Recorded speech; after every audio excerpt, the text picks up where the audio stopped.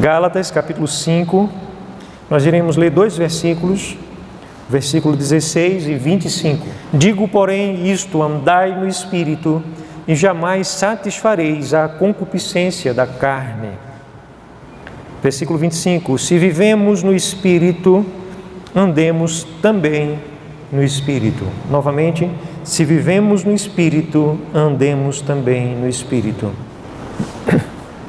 Amados irmãos, a Escritura, ela nos traz em Cristo uma série de princípios de sabedoria eterna. A Escritura, ela é a revelação do nosso Pai.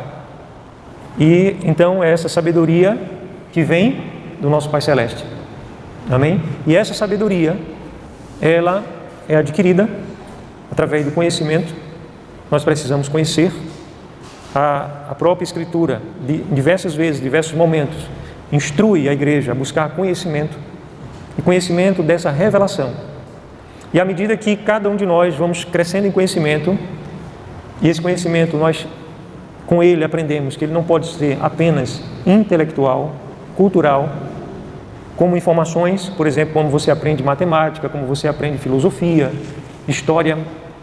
O conhecimento da revelação, quando ele vem até nós, ele vem também nos dando o entendimento que nós dependemos do Espírito Santo. Vocês estão comigo? Amém? Nós, para adquirirmos o conhecimento da revelação, nós precisamos da iluminação. Não pode haver conhecimento da verdade, além da teoria, se não houver a ação do Espírito Santo.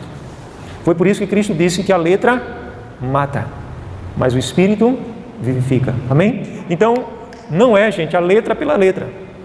E quando você se volta para as páginas sagradas, você deve entender isso, que você está aí na dependência do Espírito Santo.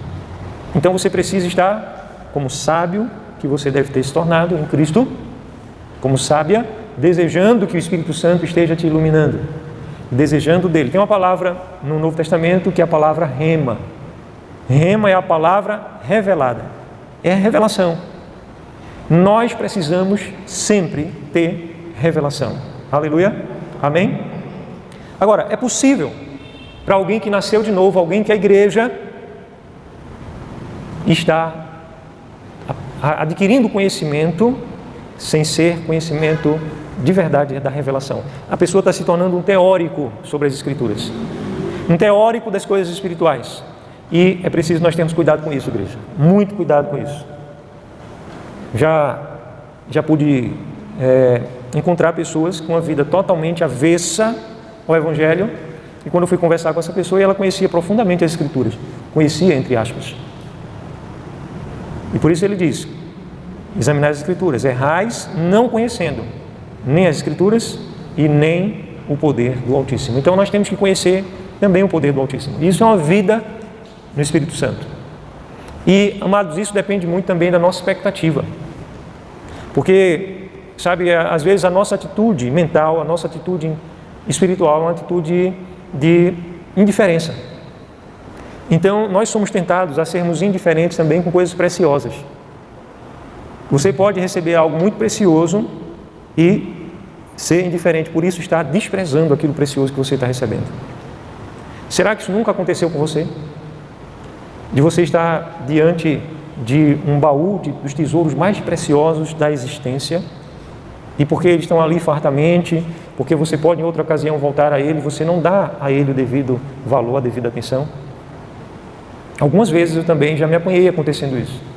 O Espírito Santo trazia para mim uma revelação da palavra, e naquele momento eu tenho até um entendimento e nem sequer me dá o trabalho de tomar uma nota, e depois eu esquecer, e em oração o Espírito Santo me mostrar que foi porque eu não tinha dado o devido valor àquilo que ele me revelou. Vocês estão comigo? É possível sim, gente, nós não darmos o devido valor àquilo que o nosso Pai nos revelou. Por quê? Porque nós ocupamos nossa mente com outras coisas. Eu quero que vocês abram a Bíblia de vocês lá em Marcos capítulo 5. Marcos capítulo 5. E esse texto aqui de Marcos 5, entre outras coisas, menciona uma mulher enferma. Versículo 25. Grande multidão o seguia, comprimindo a Cristo. Aconteceu que certa mulher que havia 12 anos vivia sofrendo de uma hemorragia e muito padecera à mão de vários médicos, tendo despendido tudo quanto possuía, sem, contudo, nada aproveitar. Antes, pelo contrário, indo a pior, tendo ouvido falar da a fama de Alxa, vindo por trás dele, por entre a multidão, tocou-lhe a veste, porque dizia: se eu apenas lhe tocar as vestes, ficarei curada. E logo se lhe estancou a hemorragia e sentiu o seu corpo estar curada do seu flagelo. E Alxa, reconhecendo imediatamente que dele saiu a poder, virando-se no meio da multidão, perguntou: quem me tocou nas vestes?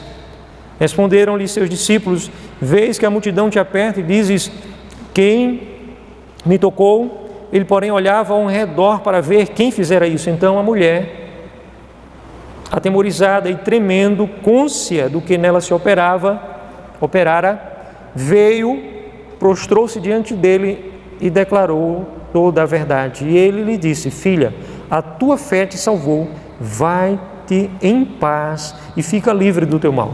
Percebam algumas coisas aqui, igreja. Os outros evangelhos sinópticos, Mateus e Lucas, também descrevem essa cura dessa mulher. Há uma descrição, que aqui Marcos não faz esse registro, que ela dizia consigo mesmo, que ela se preparou para aquele momento. Ela disse: eu vou ter com ele, se eu apenas lhe tocar as vestes. E aqui Marcos, de uma forma mais resumida, conta o mesmo fato, e ela toca nas vestes de Cristo, e ela é curada. Agora percebam uma coisa, gente, havia ali uma multidão, uma grande multidão. E todo mundo estava batendo nele, estava tocando nele, porque somente aquela mulher recebeu aquela cura. Porque nela havia uma expectativa de fé. E ela não chegou nem propriamente a tocar na pele dele, na face, no cabelo, ela tocou na veste. E o poder dele se manifestou.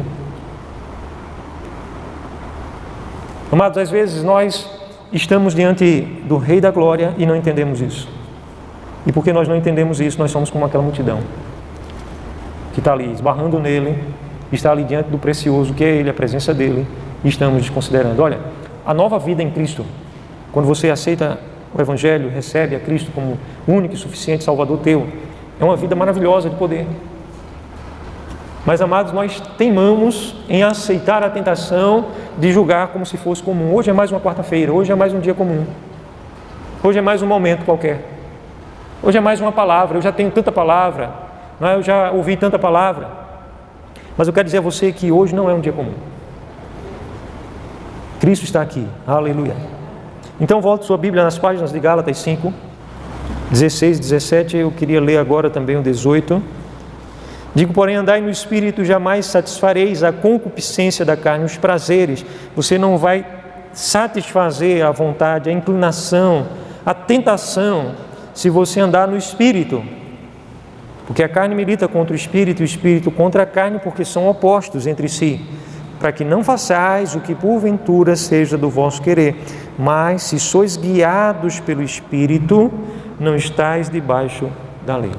Amados, todas as vezes que você que é a igreja, você que nasceu de novo, você está recebendo a palavra, isso é algo precioso demais. É algo precioso demais. E nós devemos nos comportar diante dessa preciosidade com a maneira que é correspondente a isso.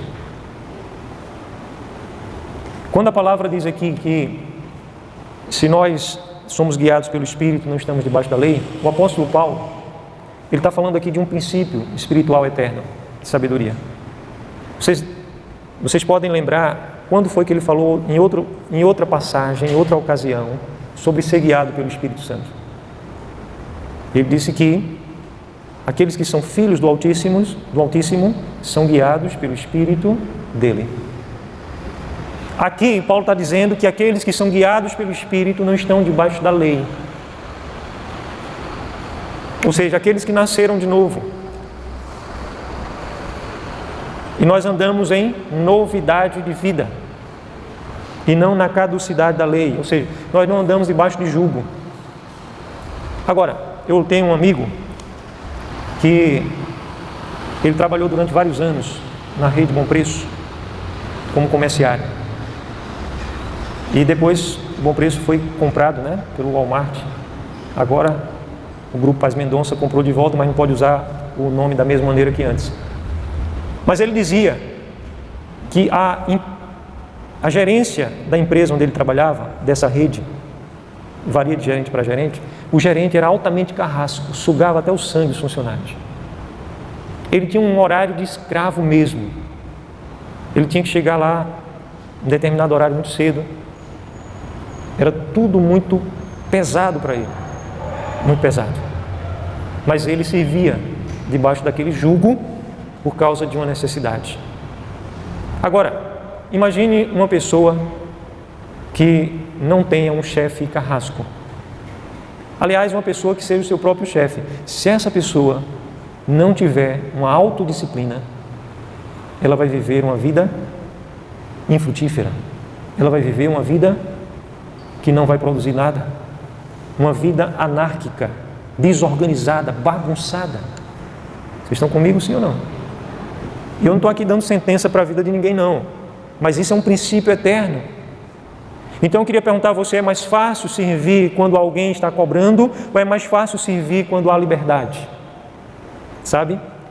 Por incrível que pareça, é mais fácil servir quando existe cobrança.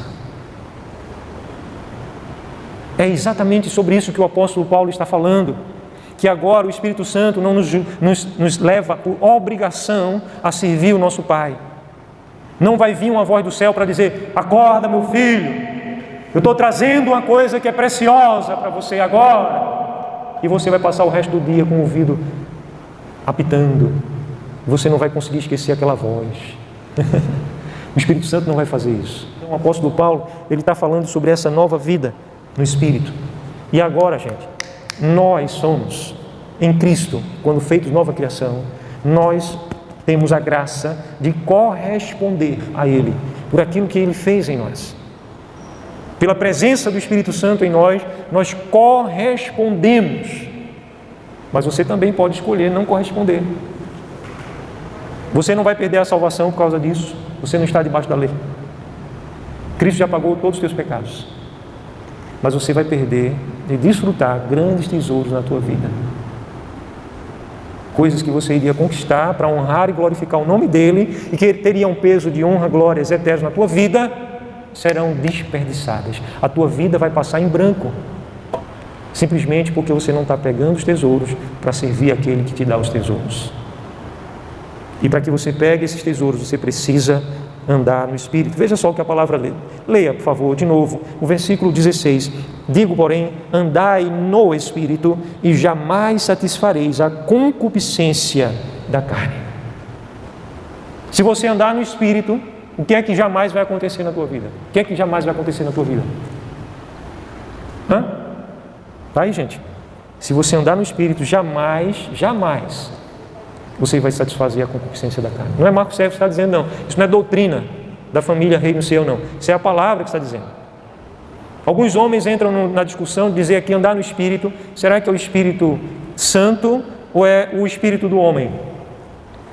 E existe entre teólogos até esse bate-boca. Não sei a sua edição, a palavra Espírito está no maiúsculo. Ou seja, os homens que traduziram do grego entenderam que o apóstolo Paulo estava fazendo menção ao Espírito Santo. Por isso colocaram o E maiúsculo. Mas existem outros estudiosos que colocam o E minúsculo. Tem a edição da Bíblia que está um E minúsculo. E sabe, esse debate é infundado. Porque se você nasceu de novo, você não tem dois espíritos, o espírito humano e o espírito do Altíssimo. O espírito do Altíssimo, ele não veio morar em você, ele está lá de lado do teu espírito, não. Dentro de você tem dois espíritos, o Espírito Santo do Altíssimo e de Cristo e o teu espírito, não. Ele veio e se uniu. Amém? o teu espírito foi recriado, você nasceu da água, você nasceu do espírito, e o teu espírito, quando foi recriado, ele foi recriado unido ao Espírito do Altíssimo. Lá no Antigo Testamento, antes de Cristo fazer a sua obra perfeita na cruz, a unção vinha sobre as pessoas. O Espírito Santo vinha e ungia alguém para ser um rei. A unção estava sobre Davi, sobre os reis de Israel, eles foram ungidos. Sobre um sacerdote, sobre um profeta, vinha sobre. Mas depois que Cristo consumou a sua obra na cruz, onde está a unção agora? Está sobre Marcos Cefas ou está em Marcos Cefas? Agora a unção está em você. E essa unção, ela te capacita a viver Cristo. Evidentemente que o Espírito Santo, ele capacita algumas pessoas para alguma função específica também. Por exemplo, alguém que está ungido como filho, o Espírito está dentro de você e você também exerce a função de profeta. Então você foi capacitado, além de capacitado para viver Cristo, a viver um ministério sobrenatural de um profeta, de um pastor, de um mestre, de um evangelista. Os 5 dons ministeriais. Mas hoje o Espírito Santo está dentro de cada um de nós. Amém? E o que acontece é que o homem natural, e esse é um termo que os apóstolos usaram, é aquela pessoa que ainda não nasceu do Espírito Santo. O homem natural, esse homem natural, ele não pode, ele não suporta a presença do Espírito Santo, senão ele morreria. Para que alguém receba o Espírito Santo, essa pessoa, ela nasce de novo para poder receber a presença do Espírito Santo. Amém? E, amados, diante disso, nós precisamos, nós que fomos nascidos, que hoje servimos em liberdade, não servimos debaixo de obrigação, não servimos por medo, mas servimos em amor. E nós precisamos andar no Espírito. Andai no Espírito, versículo 16, andai no Espírito, versículo 25, se vivemos no Espírito, andemos também no Espírito. Se você vive, ande também. É algo que você pode não estar fazendo. Essa palavra, amados, esse princípio eterno, essa palavra de sabedoria, esse conhecimento que te faz sábio, é uma instrução que você pode desprezar. É uma instrução que quando você sair por aquelas portas, você pode continuar vivendo da mesma maneira. Mas você também pode praticar essa instrução e dizer: eu não apenas vivo no Espírito, mas eu vou andar no Espírito. Se vivemos no Espírito, andemos também no Espírito. E esse andar no Espírito é o andar na palavra, é o pensar na palavra, o agir na palavra. Você vai encontrar, por exemplo, o apóstolo João falando andar em amor. Eu quero que você abra a sua Bíblia, na primeira carta de João, capítulo 2, versículo 20. Vós possuís a unção que vem do Santo e tendes conhecimento. Eu vou ler também o 19 e 20, ok? Vocês já encontraram? 1 João, capítulo 2, 19 e 20. Eles saíram do nosso meio porque não eram dos nossos, porque se tivessem sido dos nossos, teriam permanecido conosco. Todavia eles se foram para que ficasse manifesto que nenhum deles é dos nossos. E vós possuís unção que vem do Santo, e todos tendes conhecimento. Não vos escrevi porque não saibais a verdade, antes porque a sabeis, e porque mentira alguma jamais procede da verdade. Então, o apóstolo João agora aqui está dizendo o seguinte: olha, eu escrevi para vocês, não foi necessariamente para que a verdade chegasse até vocês, que ele está falando da igreja. Mas ele está dizendo para a igreja: eu escrevi justamente por isso, porque a verdade, vocês possuem a unção. E quando vocês receberem a ministração, vocês vão saber que essa ministração é verdadeira. Foi por isso que eu escrevi para vocês. Eu não escrevi para vocês para trazer a verdade para vocês, vocês já têm a unção. Ele está falando para incrédulos? Não, ele está falando para a igreja. Então, cada um de vocês aqui, gente, que está me acompanhando nessa ministração, vocês que já entregaram a vida de Cristo, a vida de vocês a Cristo, vocês já receberam a verdade, vocês possuem a unção. E quando você lê a Escritura, quando a palavra está sendo ministrada na tua vida, não é para que a verdade chegue até você, porque a unção já está em você, mas é porque justamente você já tem a verdade, você vai receber a ministração. Porque o Espírito vai testificar com você de que a palavra que está sendo ministrada é a verdade. Amém? Então, para quê? Para que a gente estudar mais a palavra? Para que a gente participar de culto onde a palavra vai ser pregada? E a resposta a essa pergunta é a mesma para a pergunta que eu vou te fazer agora. Por que é que todo dia você se alimenta? Por quê? Existe um alimento espiritual. Então, esse andar no Espírito, se nós já vivemos, nós já estamos salvos. Se eu parar de comer hoje, daqui a 7 dias, provavelmente eu estarei vivo ainda, eu creio. Daqui a 21 dias, provavelmente eu estarei vivo ainda, eu creio. Daqui a 42 dias, eu estarei vivo, eu creio. Daqui a 400 dias, eu estarei vivo, eu creio, mas não aqui, de carne e osso com vocês. Eu perdi a salvação porque deixei de comer? O que é que vocês acham? De forma alguma. Mas o que aconteceu comigo, eu fui enfraquecendo e fui definhando. Na guerra aconteceu isso, homens passarem semanas sem comer. Homens fortes, soldados que estavam na guerra, ficaram isolados, cercados e morreram, pele e osso. Definharam. A palavra nos instrui, amados, para nós não andarmos na carne. Você já nasceu, você precisa andar na palavra e no Espírito. E é por isso que você precisa se alimentar da palavra, se alimentar da palavra. Por mais que seja, sempre será pouco a palavra na minha vida. Sempre. Nós devemos ter essa fome e essa expectativa. E eu volto para aquele texto lá do início também da mulher. Se ela não tivesse alimentado essa expectativa de fé, ela não teria sido curada. E a unção que estava em Cristo não é outra unção que está hoje sobre a igreja. Vocês estão comigo? A palavra diz lá em Atos 19 que as pessoas levavam roupa. Isso não é doutrina da família Reino Ciel, não. Isso é a palavra.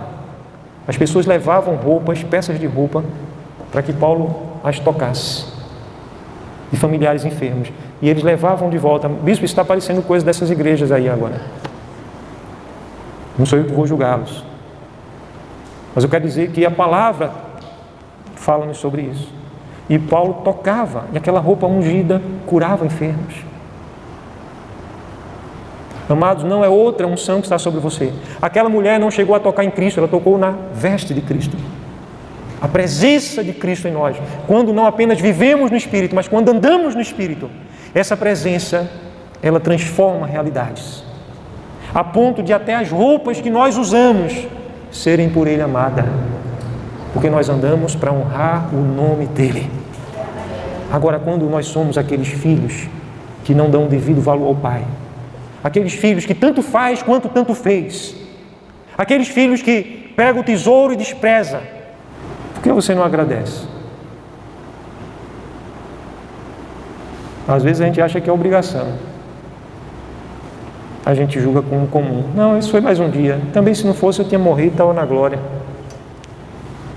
É uma dádiva, gente. É um tesouro muito precioso.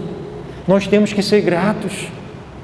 Tem que haver em nós um reconhecimento e um desejo de adorar, um desejo de estarmos honrando o nome do nosso Pai, de sermos gratos a Ele em tudo. Eu não estou exagerando, não. Às vezes, não é por uma intenção maldosa que estamos desprezando o tesouro que o Pai nos entrega, não. Mas, de fato e em verdade, estamos desconsiderando, estamos sendo indiferentes. Pai, dá-nos esse entendimento. Espírito Santo, em um nome que está acima de todo nome, continua a ministrar a tua igreja, o entendimento de toda a verdade. Amém.